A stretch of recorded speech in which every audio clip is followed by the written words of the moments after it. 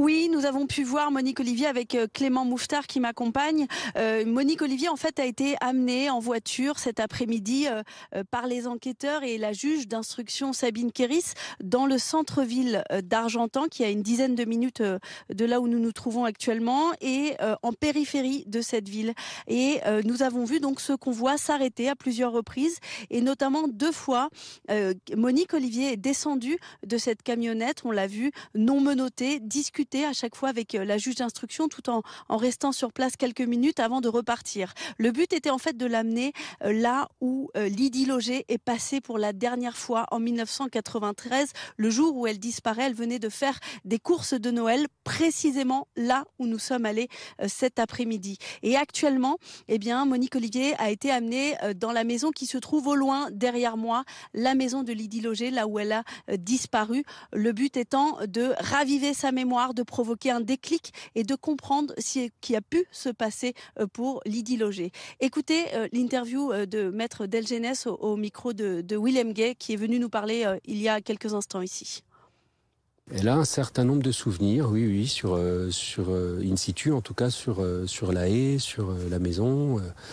Voilà, il y a des choses qui reviennent par bribes, hein, bien entendu. On n'est pas sur un récit, parce que sinon on serait là 15 minutes, ce serait réglé. Donc c'est beaucoup plus compliqué que ça, mais on travaille. Déjà qu'elle était présente dans le camion, semble-t-il. Maintenant, la façon dont les choses se sont passées, ce sont des questions que pose la juge d'instruction.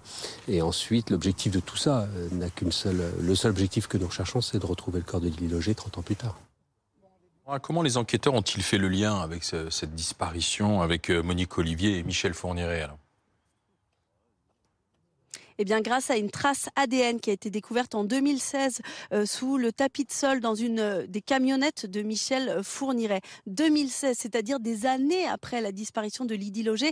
Pendant toutes ces années, l'enquête n'avançait pas, était au point mort. Et la famille était pourtant convaincue qu'il ne s'agissait pas d'un départ volontaire de cette mère de famille. Ils étaient convaincus qu'il s'était passé quelque chose de très grave la concernant. Et donc, lorsque cette trace ADN a été découverte, identifiée, faisant un lien direct avec le tueur en série Michel Fourniret, eh bien, il a été interrogé par cette juge d'instruction qui se trouve là aujourd'hui. Et elle a réussi à le faire passer aux aveux, même si, on le sait, Michel Fourniret parlait toujours d'une façon très alambiquée. Il a fini par reconnaître son implication dans la disparition de Lydie Loger, mais sans jamais en dire plus sur les circonstances exactes. Monique Olivier, elle aussi, est passée aux aveux. C'était il y a maintenant quelques années, mais aujourd'hui, le but est de la faire reparler et de comprendre, peut-être de retrouver même un jour le corps de Lydie Loger.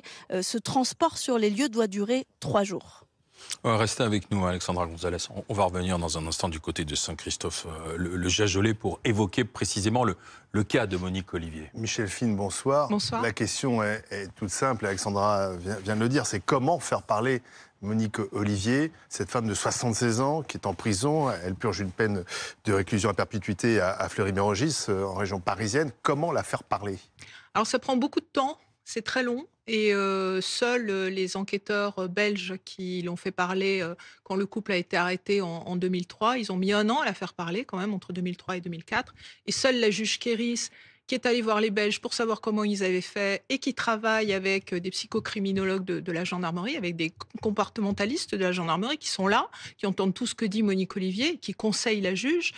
Seule donc cette juge, avec sa greffière, qui est très importante dans le dispositif, arrive à la faire parler. Alors ça prend beaucoup de temps parce que elle a mis du temps à avouer. Au départ, c'est quand même le seul meurtre des Fourniret pour lequel Fourniret a parlé en premier. D'habitude, c'est elle qui dit on a tué 8 filles.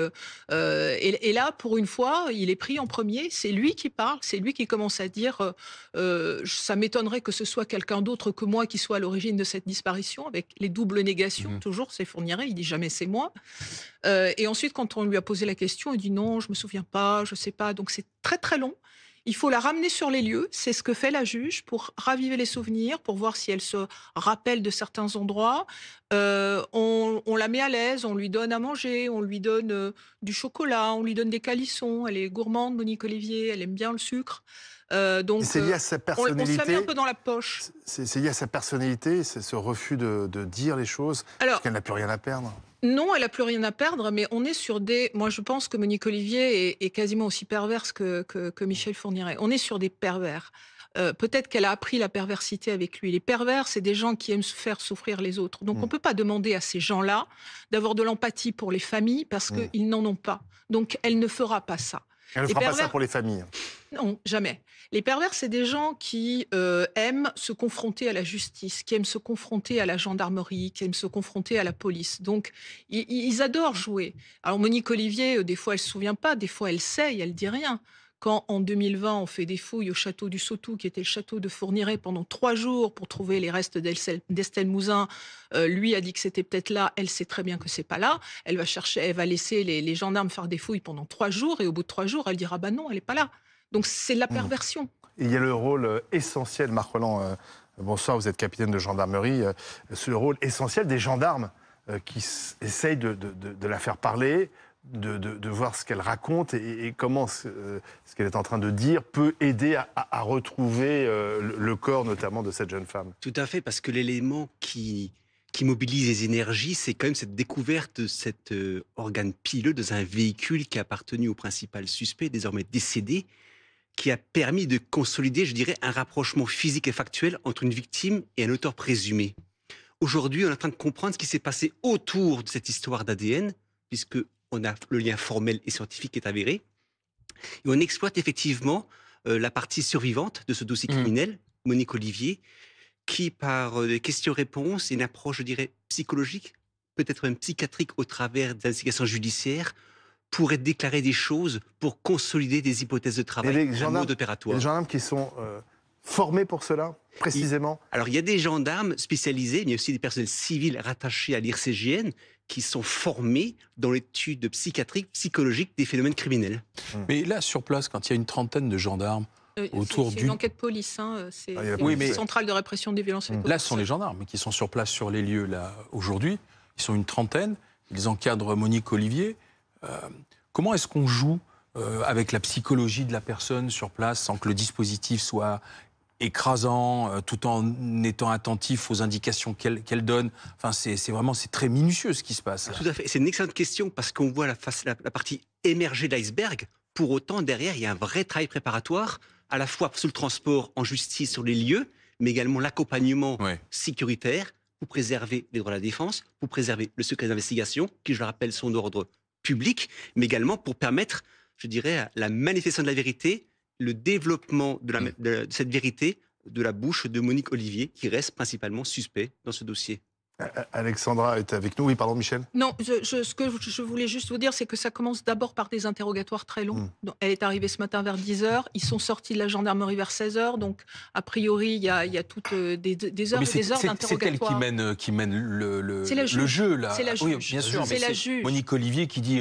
et son avocat qui est très important parce que elle parle quand l'avocat est là.